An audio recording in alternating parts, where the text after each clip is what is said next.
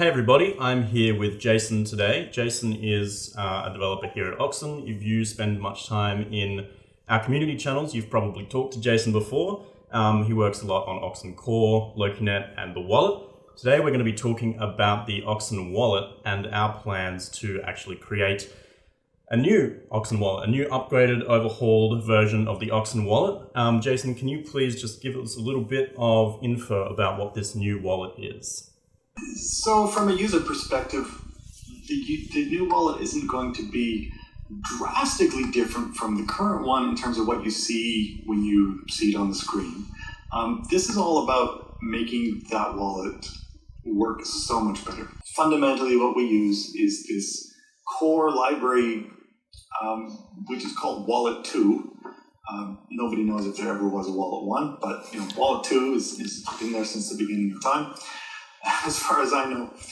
And it is just this really big, cumbersome pile of code that is very difficult to work with, that has a lot of problems. It crashes relatively easily if you're not super careful.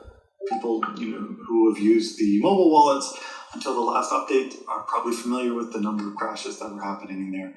And it's just because of this fundamental problem with the existing wallet. So we kind of took a look at it at the core wallet, and we said, well, look, can we improve this? Or are we better off just sort of throwing it all out, starting over from scratch, and coming up with something that is way more solid than what we have? From, I suppose, a development perspective and also from a user perspective, what are the main problems with the current Oxen Wallet? I'm sure the people who use the wallet a lot are probably pretty familiar with this, but for those people who are a bit less familiar, what are the main reasons, I guess, that we actually need to do such a big overhaul of the wallet? Well, the biggest obstacle for us really is when we want to put a new feature in there, like ONS, say. It is really difficult to put things into the wallet because it is this really, picture a plate of spaghetti, and we're saying, okay, well, we know that there's a problem in here, or we want to add something in here, and it's going to touch everything that is attached to this strand of spaghetti. Meanwhile, you've taken the spaghetti and you've kind of mashed it all around in the bowl.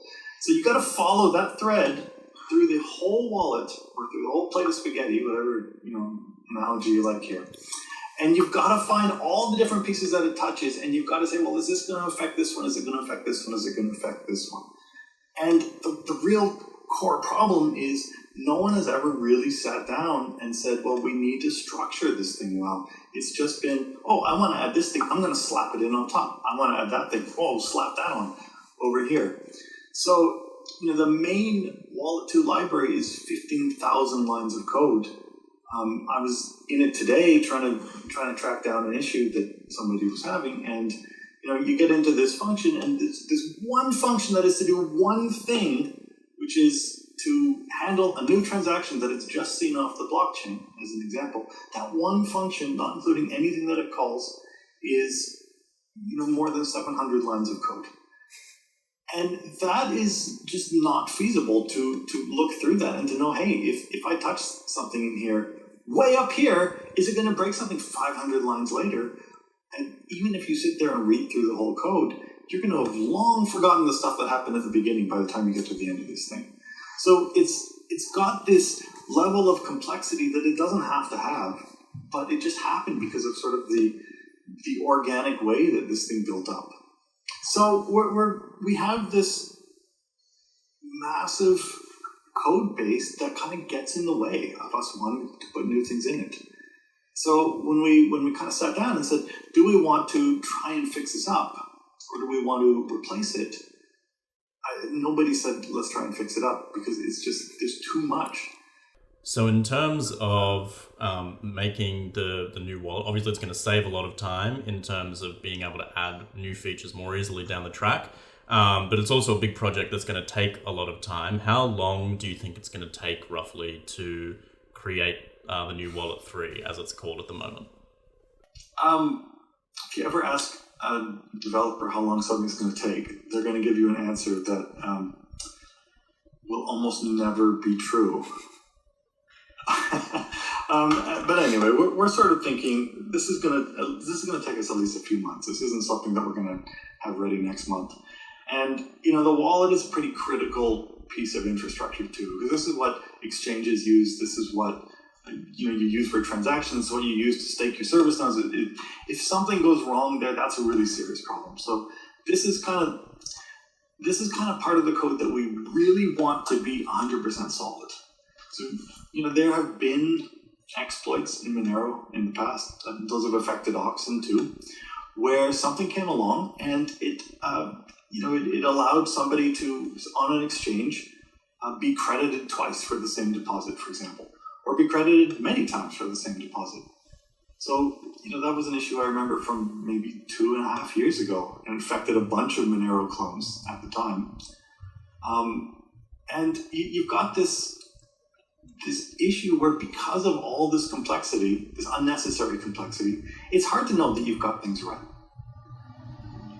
So taking that existing code wasn't an option, but if we start from something from scratch and say, well, let's build this up, let's properly structure it, let's get all the pieces in order, let's separate them so we're not mixing code to talk over bit message with code to parse the transaction, because right now those are in the same file, unbelievably, but we're not mixing all these things that don't belong together. We're saying, okay, well, if we want to do bit message, and we don't want to do bit message, by the way, but that's a Monero thing. But if we want to do, say, Lokinet automatic communication between wallets to do a multi-signature wallet, for example, that's something I would love to do, right?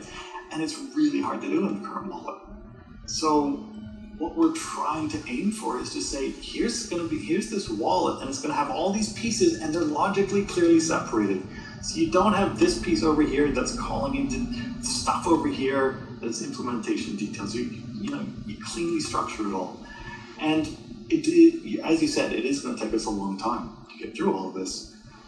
But out the other end, it means it's going to save us so much effort in terms of when we want to add new things into the wallet, or when we want to take the wallet into new places, like maybe someday Session. So in terms of integrating the wallet into Session, as you've just alluded to, this new wallet, obviously putting a wallet into Session has been something that's been talked about for a long time and requested for a long time. Will this new wallet make it easier down the track to integrate a wallet into Session? First of all, I'm not in part of the Session team, but I do interact with them. I do work on things like the core and storage server that interact with Session. But in terms of Session itself, I'm not part of that, so I'm not going to speak for them. But if they were to come to me today and say, we want to integrate the wallet into Session, I would be a little bit scared because of all of the trouble that we've had just integrating it into like the mobile apps that are only trying to be a wallet, and all the trouble we've had there. All of that trouble is now going to extend to Session because of this unreliable, bloated code base that we have. And that's the only thing that Session could do at the moment. So I want to be in a situation that when Session, when the Session team says, hey, we want to start thinking about putting a wallet in here, I want to be able to say, hey, we've got Wallet 3 or whatever it's called, and this makes your life easy. You just, here's the library, you can load it up. It has this nice interface to interacting with the wallet, lets you get your balance and lets you send transactions to people, and everything is going to be perfectly smooth. I want that to be the case. And right now with Wallet 2, we're nowhere near that. It would be possible, but it would take a lot of work and probably introduce a lot of pain if we were to throw that into Session at the moment. So that's another reason here. We want this to be software that works well, as opposed to just being software that, well, it kind of works well enough sometimes. Obviously great news for Session, but you also touched on exchanges earlier as being, a service that relies on the wallet a lot. So will the new wallet make it easier for other services like perhaps Chainflip also to integrate Oxen? Well, from what I remember from that design, what Chainflip needs is the ability to have these vaults that have shared access into a single wallet.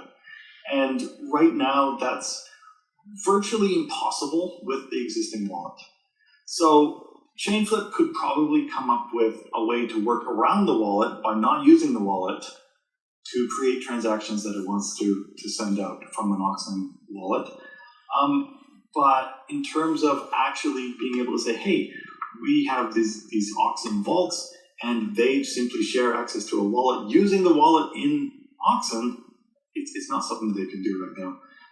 In order to make this work for Chainflip and make their life easier, Wallet 3 is kind of a necessity. I mean, either we are going to have to rewrite something, or they're going to have to come up with their own sort of not Wallet 2 based interface to managing a wallet. So for Chainflip, it's fantastic. Yeah.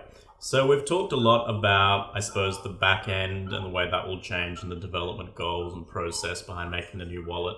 But in terms of the user, what can your average Oxen Wallet user expect to change when the shift from Wallet 2 to Wallet 3 eventually happens? From a sort of a very superficial view of what is the wallet going to look like, I don't think the wallet's going to look any different. You're going to open the desktop wallet. It's probably going to look the same as the Oxen desktop wallet now. There's no real reason for that front end to change. Where the user is going to see a benefit is in faster syncing, in faster transaction storage, in more reliable communication and more reliable functioning of the wallet. You won't have crashes. You won't have stalls. This is where we're aiming at this thing, to just make it work better. So the more important thing, I think, for users, though, is in the long run, as we want to add things into the wallet, it becomes much easier if we have this new unified code base to say, okay, well, we want to add something and we want to put it on all the platforms at once. So a lot of mobile wallet users will remember for a very long time you couldn't stake service nodes from the mobile wallet. And that was just because there's Wallet 2 and then there's layers on top of Wallet 2. And those layers didn't support everything in here that they needed to. So we just have this massive complexity. Anytime we want to do things in the mobile wallet, it's not a simple matter of saying, well, the core already supports it, let's just call into that. There's a whole other layer of stuff for the mobile wallet that you have to work on. And we want to get rid of that so that when we add a new feature, it is really easy to put that into the mobile wallet and the desktop wallet and the command line wallet and the RPC wallet.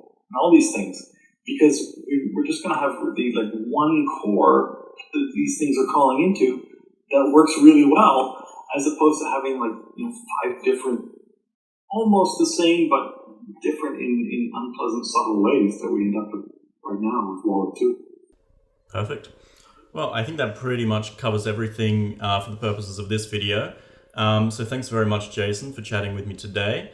And for everybody watching, remember that this is going to be a big long-term project. And if you've got any questions or thoughts or ideas about this, we're always in the community channel, ready to chat about pretty much everything all the time, 7 days a week. So you can always find us there. Thanks for watching. See you guys next time.